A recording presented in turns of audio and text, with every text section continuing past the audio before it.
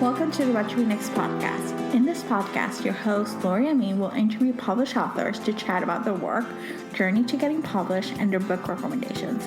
If you share a passion for books and always looking for your next read, then join us. Hi, Kristin. Welcome to What to Read Next podcast. Hello. I'm so happy to be here. Thank you for inviting me. So happy to chat with you. So tell us a little bit about yourself. I'm the mother to 5, and so life is very busy.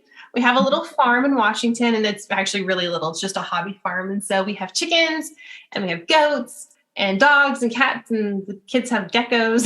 So that's kind of fun. And in the spring, we have kidding season, and so I actually help deliver baby goats, and we have like the little yoga goats like everywhere. It's super cute. So, and I live in wine country, so what's not to like about that? Oh gosh, I love this. That sounds like an idyllic life, like awesome. Yeah. Very happy with my life. Yeah. So let's chat about your writing. So Fortune Favors the Duke is your latest release. Tell us a little about it. What's the elevator pitch, and why should listeners pick it up? Well,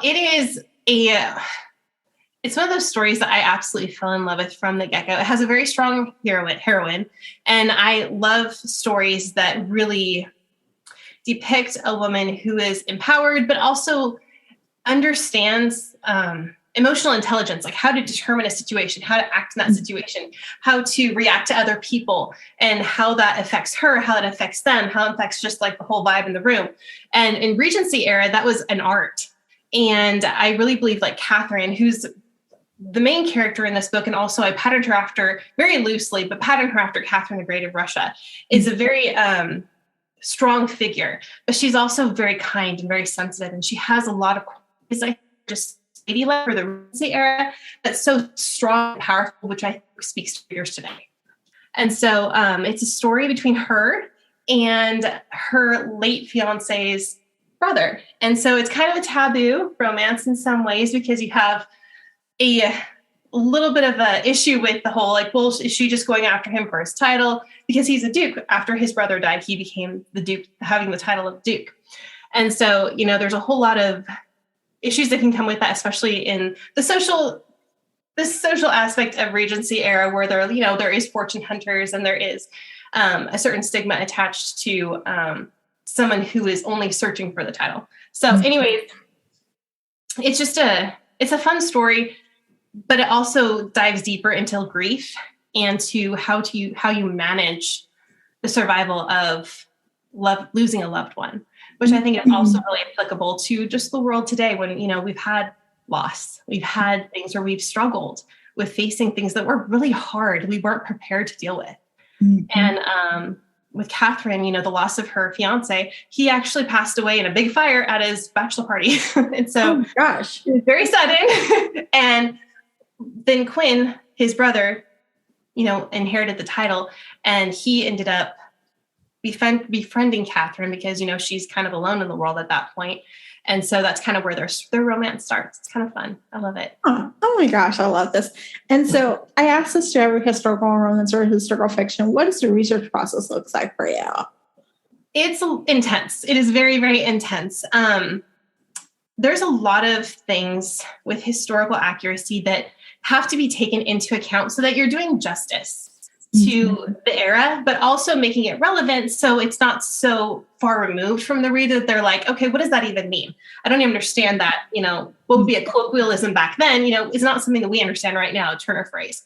And so it's a fine line between making it completely historically accurate and making sure that they're not saying something or doing something that is completely out of context for that era, but also not acting in such a way that it's completely irrelevant for someone who's reading it today. Mm-hmm. And so there's a lot of research, a lot of understanding the dynamic between the different classes in that system, and the different, like, titled versus untitled servants versus the lords and ladies, and all of the different dynamic that includes, and making sure that I've not crossed any lines, but also for the story's sake, maybe flirted with the lines, but not gone over them. And so it's kind of like, it's learning how to navigate that well. And there's a lot of research that goes into making sure that that's fair to the story, and fair to the reader, and fair to the historical accuracy. I love this. Yeah, I know. It's a little bit like you kind of have to learn the whole aspect and learn about like not just like the time when it happens, but also learn how the costumes, like how they drive, like how to eat, like all the specifics, the day to day, that might be hidden. And it's not as easy just to find a book. And it's like, oh, this is how they live, So, yeah. So this is awesome. So I've been asking this question is what sparked joy in the past couple of years? Like whether it's a book or writing or anything else that has just kept the light going. Well, where we have felt like not so good times. So, I would say just really my family and my faith and just grounding in those things that are true that don't change, in a constantly shifting society and a constantly shifting world where there's so many things that are somewhat unknown, holding on to things that are tangible and true and putting my energy into them and trusting those things. Yeah. I think that's really what sparked joy. I mean, like I homeschooled anyways, but during the pandemic, I homeschooled even more. And so with that, investing in my family and investing in our life at home and how that looks day to day and how that maybe has shifted and finding joy in the small things and allowing that to feed joy in the bigger things has been just an absolute lifeblood to me. And I feel like that's been what has kept me in a positive and a happy and a joyful perspective in all of this. Mm-hmm. Yes, I love this. And so let's chat some book recommendations. Which books will you recommend our listeners to pick up?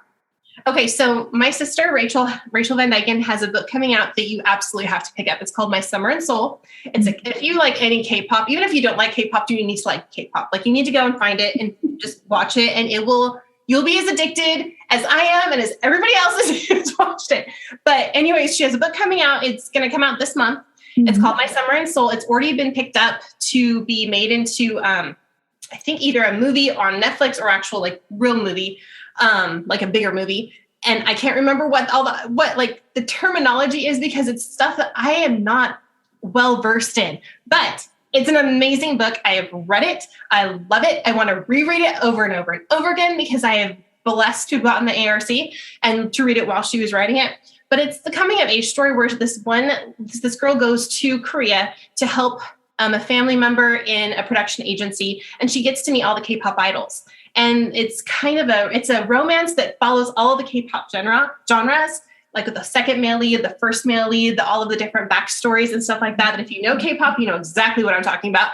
And the behind the scenes viewpoint of what the idols go through when they're going through all of the different production things and also like presenting themselves to society and all of that. It's just an amazing piece of work that is glorious, and you need to find it and you need to read it and you will thank me. One of the other books I read recently that I absolutely fell in love with was Lies Jane Austen Told Me by I think Julie Wright. Super clean, like happy rom-com book. Like I devoured it. It was so good. I laughed out loud the entire time. It had some classical elements from like Pride and Prejudice that were like Easter eggs. I was just like eating every single one of them up. But it also was just a very relevant contemporary romance that just like I like was cringing at times, and other times I was laughing out loud and I was like, oh no. But it was great. It was one of my favorite books I've read actually this year. And I think it's even free on Audible right now. So I would highly recommend that one. I love this. These are great recommendations. And Rachel is going to be in the show. She's going to be airing her episode a few weeks before yours. So yay! So awesome. So tell us where you can find you online. Instagram, Facebook. I have a webpage. I don't do a whole lot on it because I'm really active on Instagram and Facebook, but I'm also on Twitter. All of those general places, you can find me. I'm there. Awesome. Thank you, Kristin, for being on the show. Absolutely. Thank you so much again for inviting me. This was so fun. Anything to talk about books, I'm like, yay. If you enjoyed this podcast, feel free to share with friends, subscribe, rate, and review the show. This is the easiest way to support the podcast. Today's episode's partner is Libra FM. If you're an audiobook listener, then you should add Libra FM as your go-to source for paid audiobooks. Libra FM makes it possible for you to buy audiobooks through your local bookstore. Memberships start at $14.95, and they also have great sales for women's audiobooks each month for $3.99, thanks to the Kiss Club. To sign up for Libra FM, please visit whattoreadnextblog.com/LibraFM. You will receive a free audiobook when you sign up for a monthly subscription.